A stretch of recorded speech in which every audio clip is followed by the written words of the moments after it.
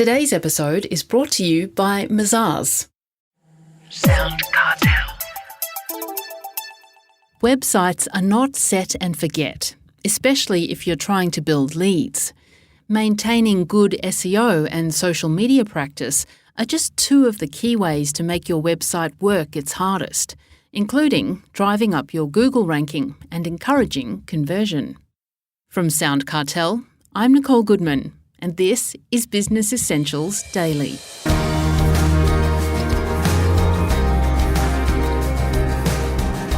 These days, a website is essential for almost all businesses. It lets your market know you're a legitimate business and showcases what you offer. But if no one knows about your website, then it's really a wasted opportunity. That's according to MC Carter, founder and director of online marketing firm Practice Paradox. A website on its own will achieve very little for your business. Instead, he says, you should think of your website as a lead generation tool. And how do you do that? Well, in a moment, MC walks us through his 6-step process to developing a lead generation website.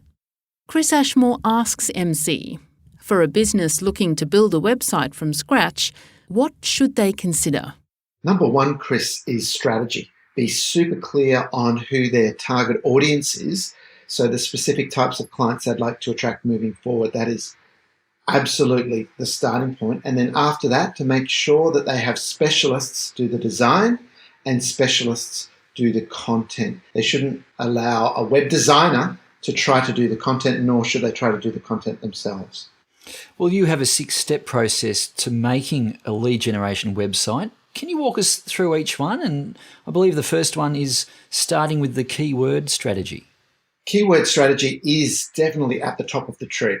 If someone says, well, my website's not working, you then ask, well, what traffic is it getting each month? How many people are coming to the website? And that then begs the question, well, for which phrases does that website want to rank well for? So each website needs to be, we set our clients up with 30 different phrases that address different services and different types of clients that they may serve. That the site is then very carefully SEO'd, which we'll talk about, the search engine optimization, to rank well in Google. Because if you're not at the top of page 1 in Google, you're really not going to be getting much traffic from search. Well, let's talk about SEO. That's step 2 in your process. Yeah, search engine optimization, or SEO, has a very checkered reputation because I think we've all received those emails that say, Dear Sir/Madam, we have looked at your website and we can see it's not ranking as well and we can help you. Click here, sign here. Now, those emails are ridiculous because they don't even know what the website is trying to rank well for if they haven't had a conversation with you. So the whole idea with SEO is to very intelligently design the structure and the content on your website so that Google can see exactly what each page, not just the homepage, is about. And you're making it as easy as possible for Google to present relevant, high-quality content in their search results. And there's a lot to SEO, which we won't have time to run through today, but there's things you can do on your site. That's called on-page SEO. And there's things that can be done on other websites on the web to link to your site, and that's called off-page SEO. And both of those types of activities together can help you dominate the search results for your target keywords. That leads on then to step 3, which is publishing content. Now, content, we're drowning in content. If anyone looks at their LinkedIn feed, there's content galore. What there's not enough of is good quality specific content. So when we talk about content, that is the message, the information on your website. But for an accounting firm, what is a very important piece of content is your blog, the articles that you put on your blog initially, but you then also promote them in email newsletters and in social posts. And those blog posts, Chris, need to be about things that are not dry and technical. That's a huge mistake that a lot of accounting firms make, is thinking that their clients want to read about the latest tax rulings and determinations, etc. They don't want to read those things. They're paying their accountant to stay on top of those things. What they want to read about are topics around the periphery of how they can actually improve their business and financial situation. So they're highly educational articles. That's what really ranks well in Google and what gets more people to your website and ultimately more leads. Step 4 is promote your content. How do you do that effectively? There's many ways to do it. I just mentioned a couple, and the key point here is to think that when your website, let's say you do get a new website in your accounting firm, when it goes live, sure, you feel like popping a champagne cork or two, but that's actually the start line, not the finish line, because you then must promote your content to different people. And really, the best ways are SEO, social posts, and in the most relevant social platforms for your target markets. And good old email, I mentioned earlier, email newsletters. Email is certainly not glamorous or new anymore, but it still is a very effective way to let people know about those great quality articles that you are publishing to your blog. You should never assume the job's done once the blog post is published on your site. The work then begins to promote it, not only initially, but ongoing. And one point on that, Chris, is what I love about blogging is when you do a topic that's evergreen is a marketing term that means won't date quickly. It can work for the firm for many, many months, if not years. And you can use software to do recurring, ongoing promotion in different social posts to keep it in front of people.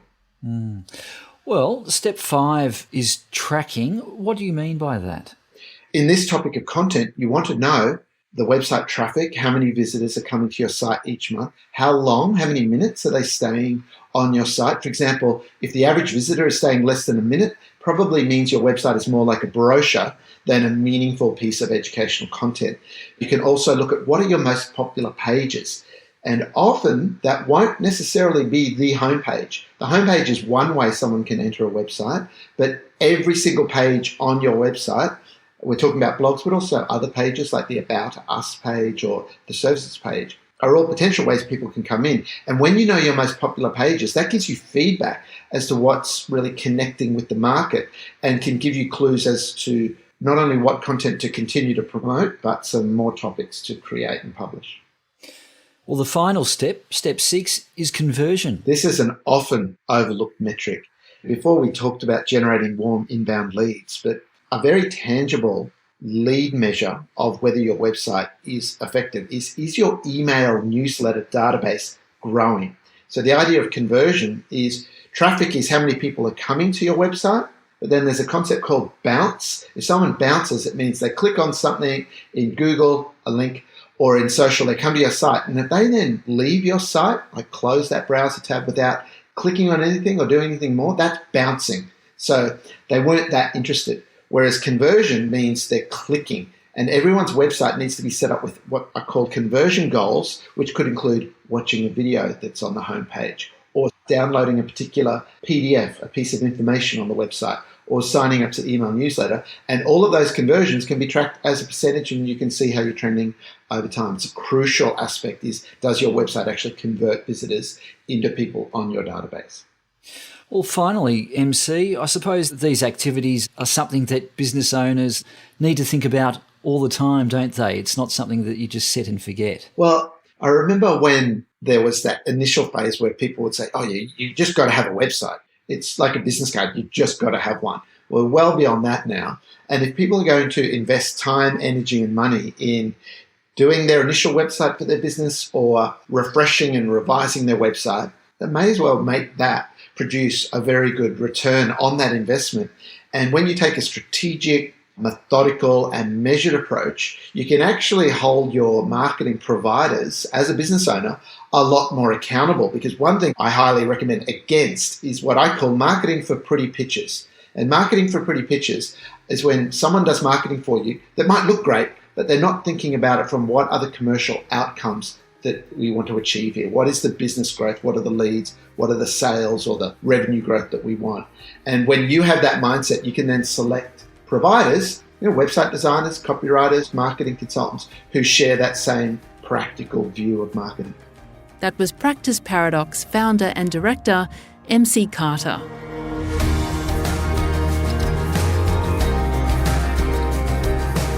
This episode of Business Essentials Daily is produced by the team at SoundCartel. Thanks for listening. I'm Nicole Goodman. We'll bring you more Be Daily tomorrow. Follow at BE Daily Podcast across social media and head to bedaily.com.au for more from the Business Essentials Daily podcast. SoundCartel. This episode was brought to you by Mazars. To find out more, visit mazars.com.au. That's mazars.com.au.